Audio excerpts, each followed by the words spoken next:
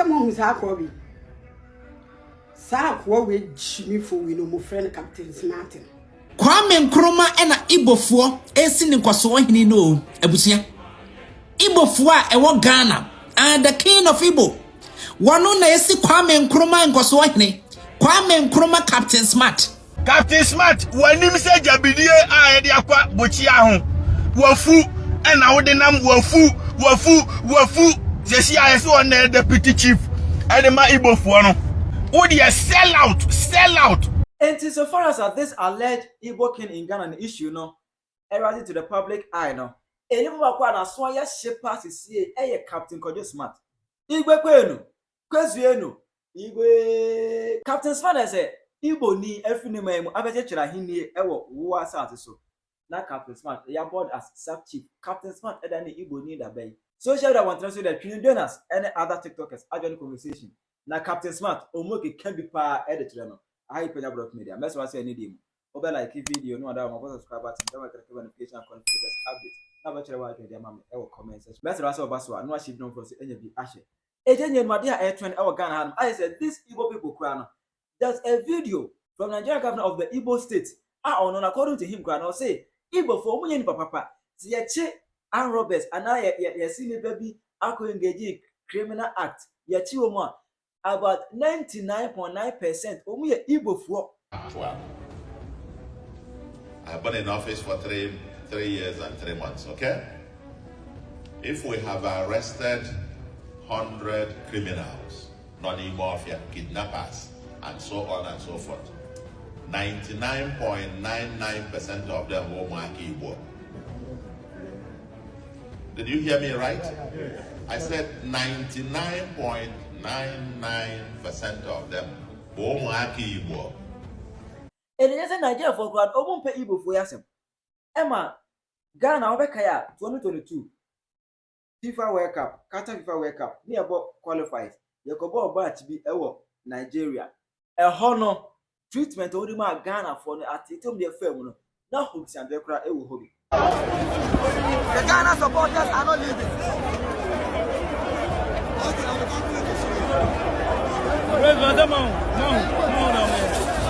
No, what can you say? It's very bad. Very bad.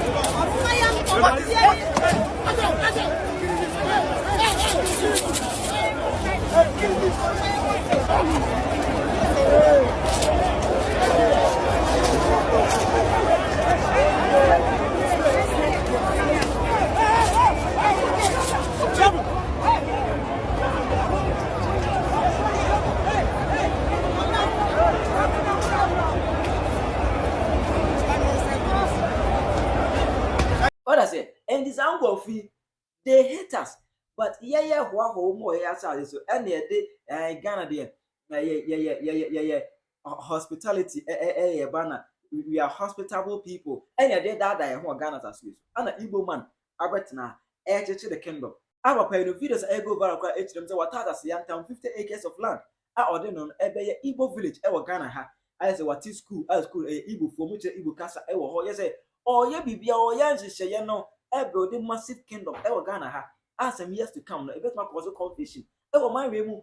But I said, a bit more cause confusion, and he's so smart to the point say, we involve Ghana for any one and him anymore. To the point that Captain Smart, who are born the sub chief under him. Captain Smart. They are bringing my. I'll go and meet your person.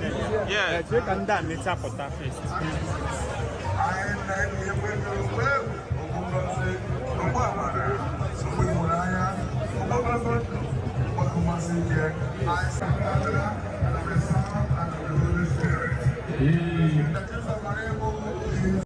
Wasabo and gift is sub chief under him. I'm all sorts of programs, even almost celebration young festival. What I say?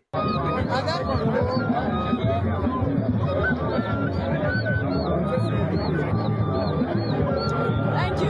She will catch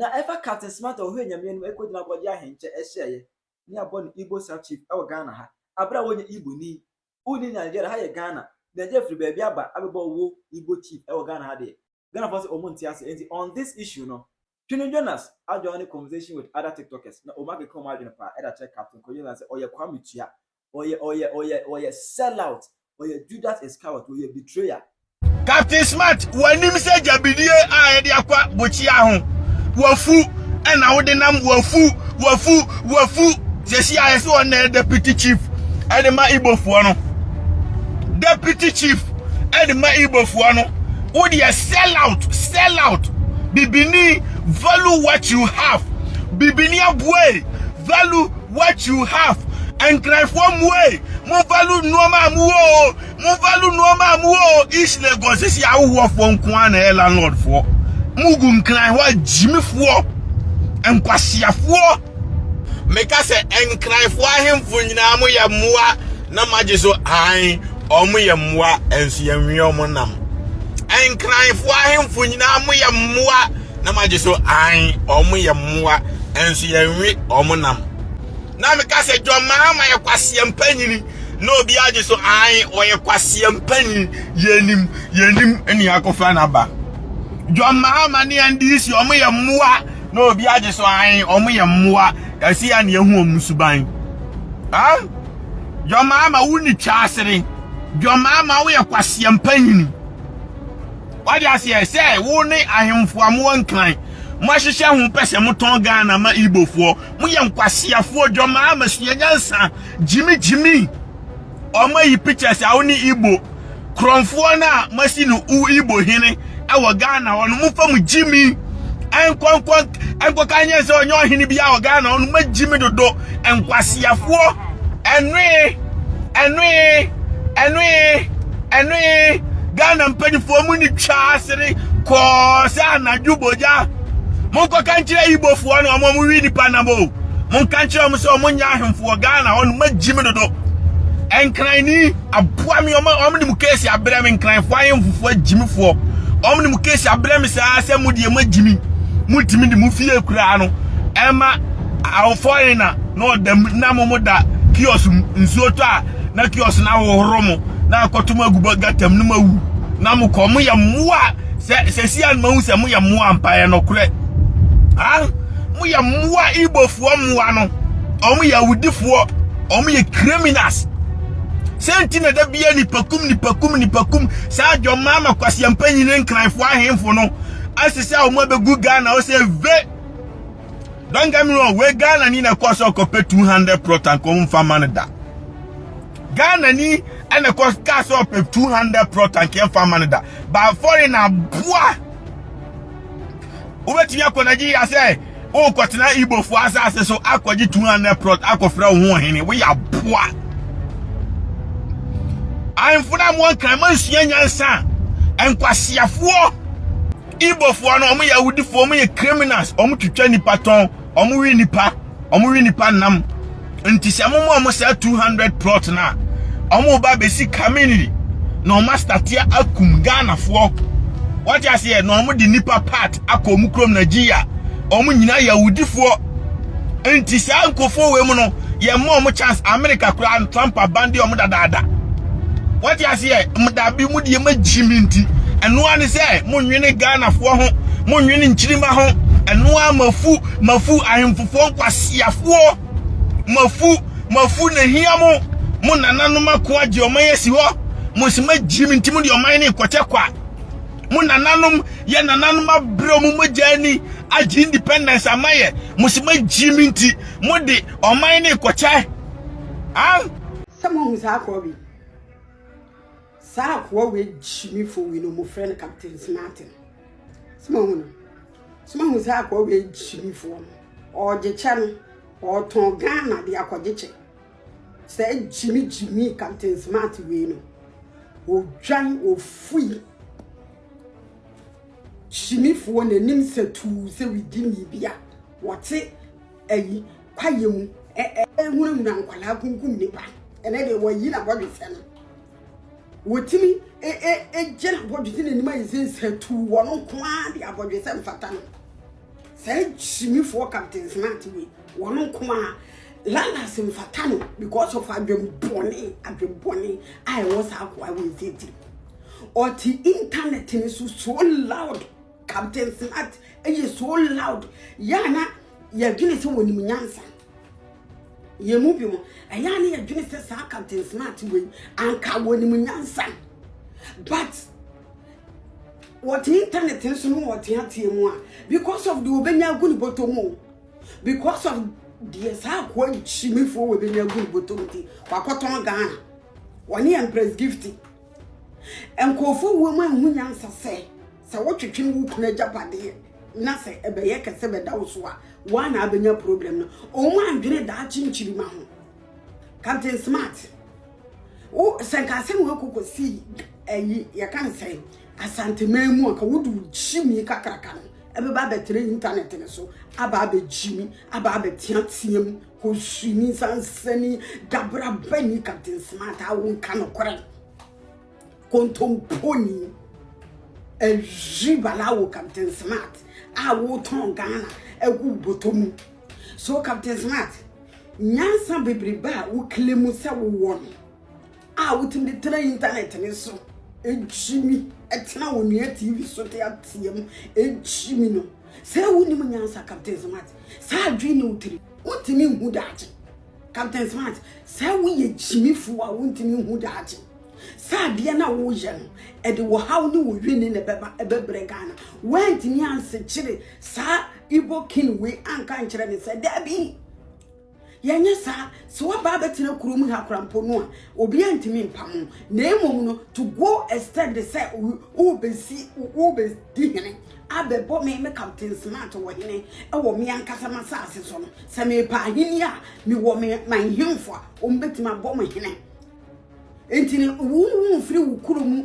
e me bom hene ma me kotokoto wo because me na me ye this year e wo kurunim entini wu ntimi me si hene wu ntimi free Igbo ho e ma me si me Captain Smart me hene e ma me kotokoto Captain Smart hu Jimmy no hu selfish baby e de wakoduru wani bre bone ko hwini bobra Captain Smart ye bobra ne pesika gu botom bobra ne pesika Pewan kasa usika fagu botom na fire dia opesa ode fire akase na jai Ghana na wo ton Ghana 247 wo ton Ghana e ban politicians ya ukwa ha ba bia benye sika na akwaji sika na wo ye dai na wo hye sa ukọ no anya sika wo ho na wasa da na wo ho na ukọ Captain Smart ye Clark wo brains no nefa pesika wankasa ode baba wo para enton Ghana Captain Smart ko hwini dabra bani sansani Smart we didn't pewusika ne jasa wo ton Ghana na Ghana na nyam kwa modia ye nkwada ye be wo me future generations no wo mu na mode wo mo to asemu Captain Smart jimi no jai selfishness no jai kontomponi dabra bani se woni munyansa fa wonyansa pesika jai Ghana na wo ton agisika gu botom Ghana fo ne yeso eniema bi yeso so nsem so yese wo so etanso asabio ebeye nsem bebre Captain Smart enton Ghana woni empress gifty mamon ton Ghana o ko ne Ghana no enya modia jai chimino penin toto te say wo Captain Smart woni munyansa say wo ton Ghana woni munyansa say wo say wo man Ghana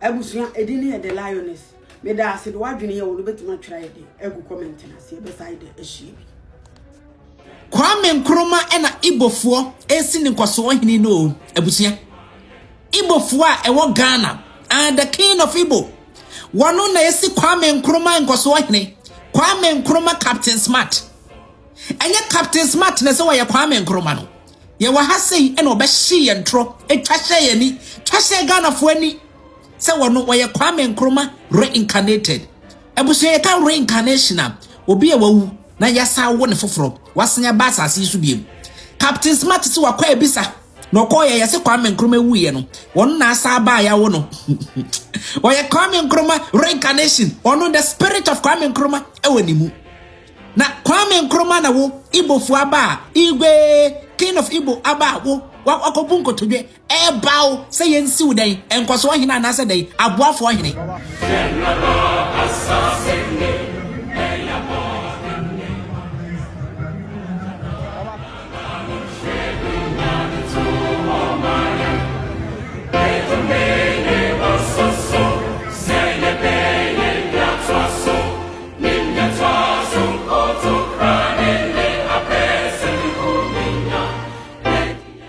Captain, well, go when the mwasi. Senior journalist pa. Journalist pa. Well, go when the mwasi. Sa Kwame Nkrumah. Akwesi Nkrumah. Ebisu ya Kwame Twene.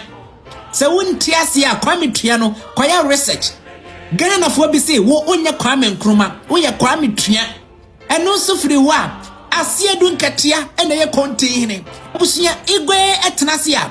Asiedu nkatia ena ye konti hine. Na ne chachawa obese no eno pra kire se asiedu nkatia ewo tumi ewo Igbo asase so.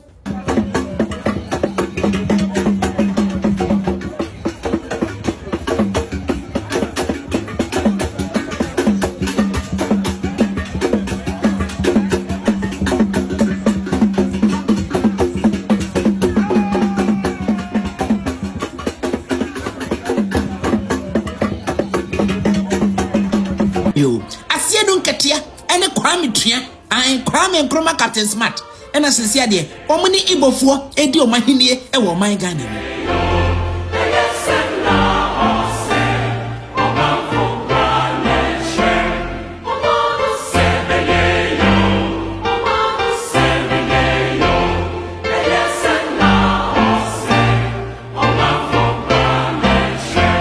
Nigeria ni a waba Ghana se oye Igbo King inti no woye dai baba bedi ne hine no ewo man Ghana mu nansen obofo miame kai se nansen wo yaye nua bema obofo enkranfo bo no omuma ne se nkoso hine oso hine bi ewo nkran they were bloggers they were enkranfo sorry tia saade we eba ne sen eda eye kan sen sa Igbo ni we di one oba so be create kingdom de ene mo enkranfo bloggers no mu jimi apene so se oni pakro metena oman Ghana mu wa bra ainfo e wo Ghana konto kwa ansa wo mutimi occupy this lands no ene obi mfi ni kuro mu mefa na fala sima hu de wa oman Ghana mu sitie se because of say enipa no woska we value money than our own life. Ghana, no, we value money than our own life. And yes, sir, obintimi free ni kurum emma Ghana so on to be creating kingdom. Etiaba pa jo mame, Mr. Goodman, Mr. Hartman, Mr. Goodman, I would ya wono, yenim so do you good man. But put Ghana first. Put Ghanaians citizens first. Said Donald Trump kind Americans first. Put Ghanaians first. Because we don't want case out beba yes pen some beba to say generations now urban will come and suffer for the mistakes and most leaders we more and you know with immediate action you people cannot protect your own people. You people cannot put your citizens first. A wood ya ekwaso wo man Ghana. A wood dia kunkum ni pe kunkum and ye twa we ha e kina ye twa we ha. You people are putting the citizens of Ghana, you are putting their lives at risk for your own selfish interest. For one selfish interest, you people want to put Ghanaians' life at risk. Why? Why is so be free ni kurom Igbo fo mu wi ni pa na wo marry Ghana fo nyina me boa Igbo fo no mra Ghana no mo mra marry Ghanaians no o ya hwe na ni efa afa obi ama akufa so atwo ya akwhye dem kufa so no de na ye nkwan ana me boa ho na ente sa asem we say Igbo fo o mu wi ni pa Igbo fo ni Nigeria fo mu Ghana nyina no oba no wonu mu ma be ye wo mu ken wa create ne so ne na hemfo nketo a wo mu be hye na se nyina wa create na wo no ankasa ye den amanage yempanimfo te wo man Ghana mu e ba behwe saade we amana koso already no owo ne palace owo ne akonwa a wote so owo ne bibia a woye target Captain Smart chimi no e was a video we say mu mam any empress gift ni wo mu akeka ho you people are so selfish. You people don't think about Ghana's future. You don't care about Ghana. All you care is what you gain from what you people are doing. These are the people who are destroying Ghana's future for their own interest when it comes to the so-called Igbo King in Ghana. 1. Captain Smart. 2. Empress Gifty. 3. Ya Papa John Mama. 4. Black Rasta. 5. Yeah, Captain Smart.